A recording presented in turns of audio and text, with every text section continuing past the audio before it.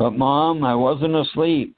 I was wide awake, and I could see someone at the window. It was the old man, and he had something in his hand, and he was trying to get into the room. I said, stuttering because I was so nervous. I could tell she was not listening at all.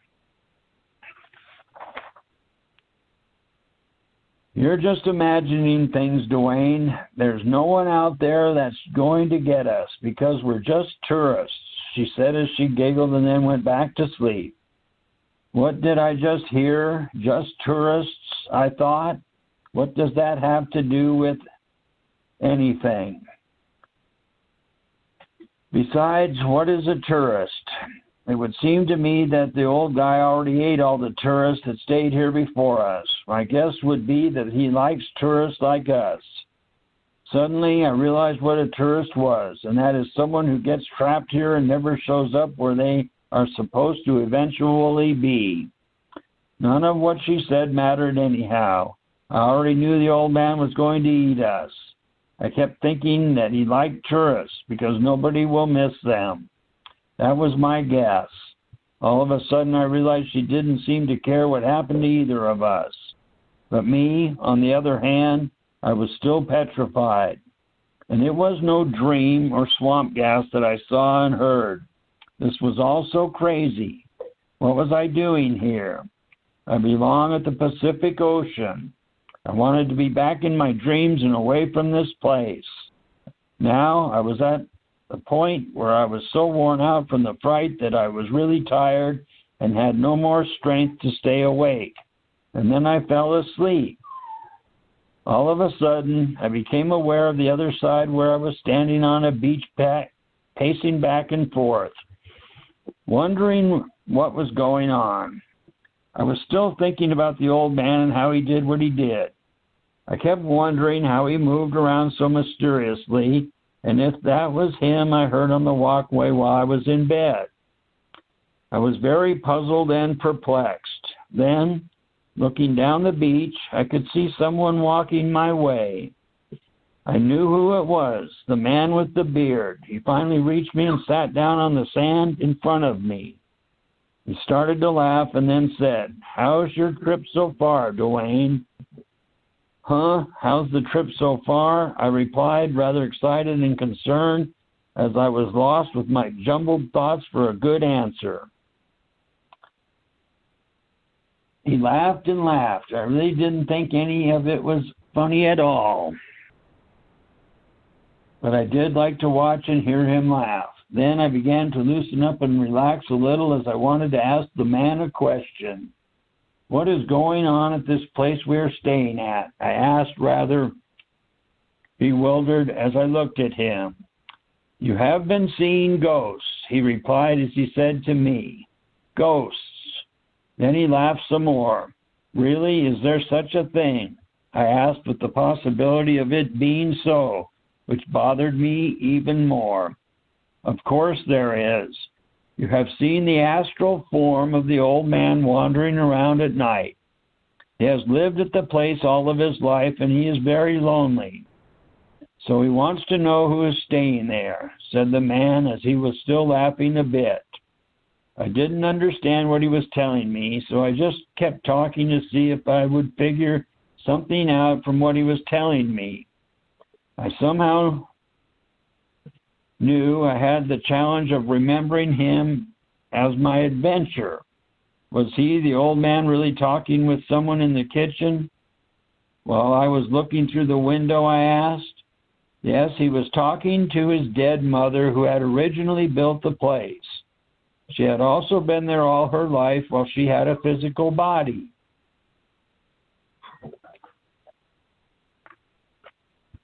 She left her body years ago and continues to stay very close to her son in her astral form. This is because he was all she had.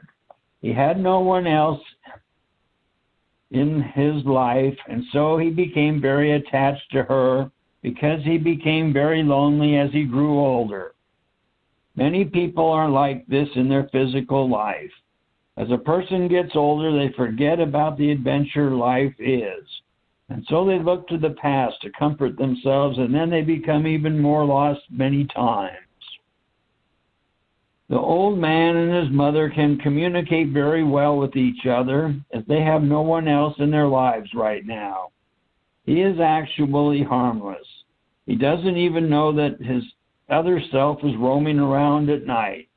His physical body had gone into the next room, just like you saw, and then his astral form popped up.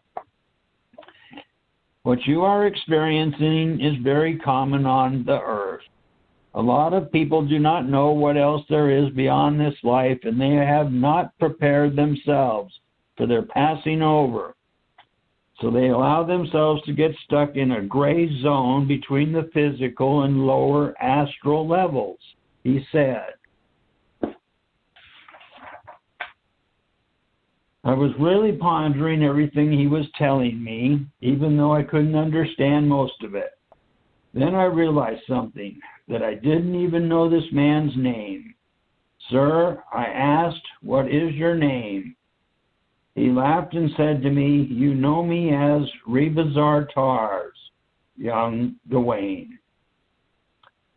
We have been together for many lifetimes. You wanted the challenge not to remember everything as you came into this new body, because you didn't want the old ideas from the past to interfere with your new life now. This was a wise choice. Really? I know you? I asked. Well, I am glad to know your name, sir. I still don't know my dad's name, I said, feeling a little lost. He laughed and said, you will come to know everything you need to, young Dwayne, during this lifetime. You are in a new body, the one I brought you to. You will have the greatest adventure ever as you become more aware. I have been with you and keeping an eye on you in your dreams.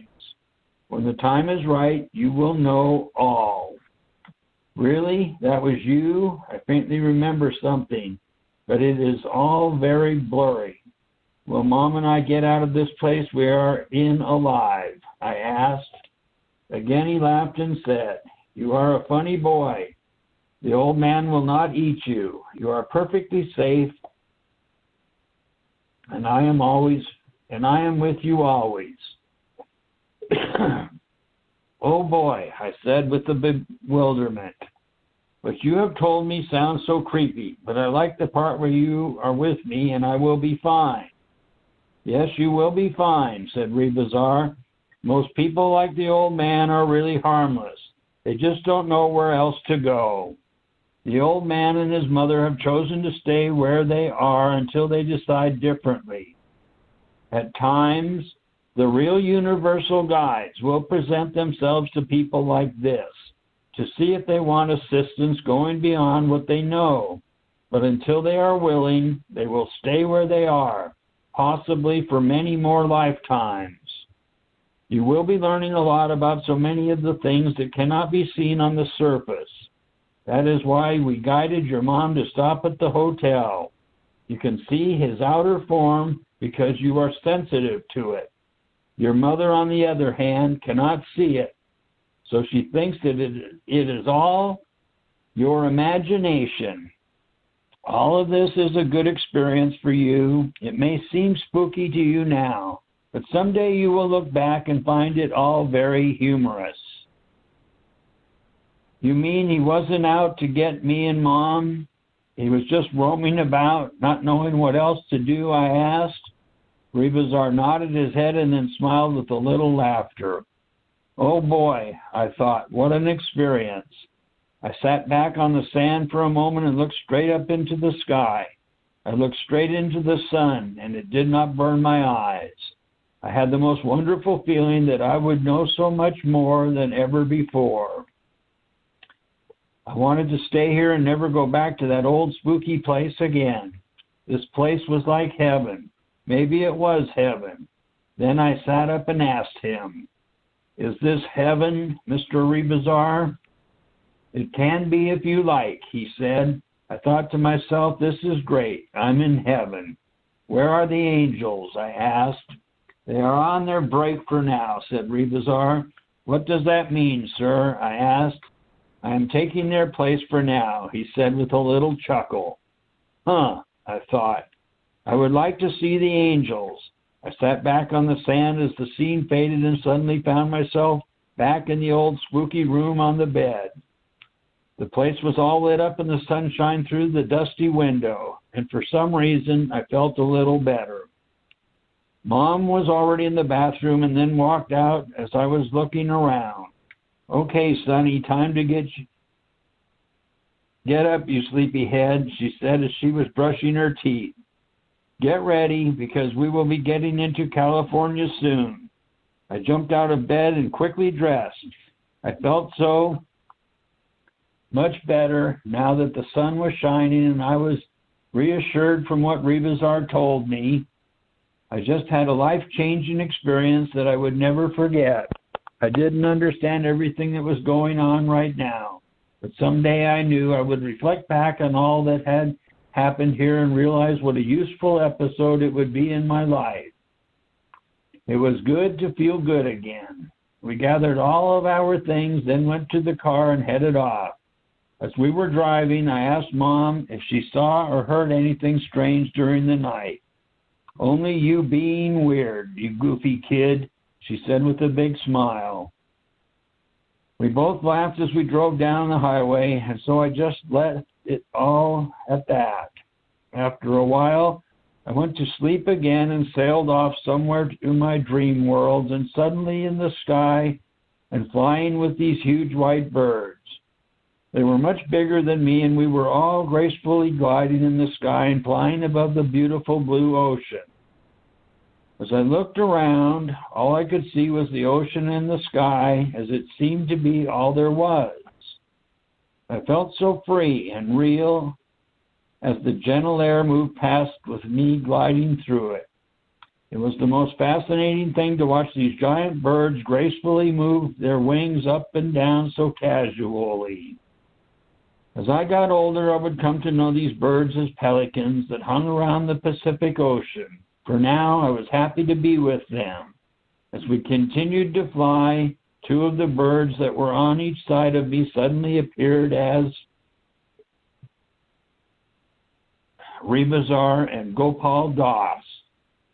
Hello, Dwayne. Are you enjoying the flight so far? Asked Rebazar as they both smiled and waved at me. I began to laugh at what he said, and then they turned back into white birds. We continued to fly until I felt myself return to the car with Mom, because she was shaking me to wake up. Dwayne, are you with us here? She asked as she moved my arm. I opened my eyes real slow and said, I am here, Mom. I was having the most wonderful flying experience. I was in the sky with all these big white birds, and then, that's nice, dear. We are going to stop over here, she said, cutting me off from what I was telling her and pointed to where we were going. That's a little bit of new book 2, A Journey to Real Freedom, when Dwayne was real young in his body in this lifetime. And he was talking a little bit about his dream experiences that we have when we go to sleep at night. And we think that they're dreams, they're our human mind, but actually they're reality themselves. They're as real as this is, and actually it's more real than this physical stuff. So the new books are available at lulu.com, and they're available in PDF form. You can get them through the wonderful worldwide educators, the new presentation. Contact Kelsey Lynn Brown on Facebook or YouTube or Skype or in this new technology stuff, or Henry Draper or Eric Oak, and there's all solar research projects in development that are going to be going around the earth and providing a way to clean up the oceans and provide clean drinking water to people that need it in parts of the earth, and help build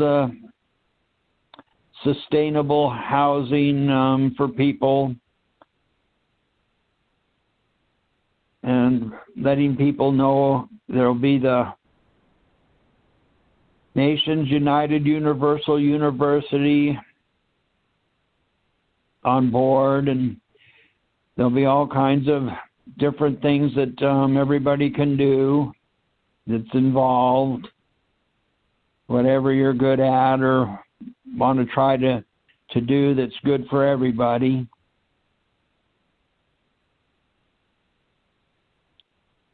So I guess I'll just end the show with the song that you can test for yourself for like 15 minutes before you go to sleep each night, and maybe 15 minutes when you wake up in the morning.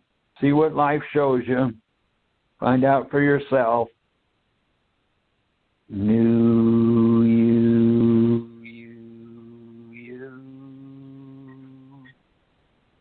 See ya.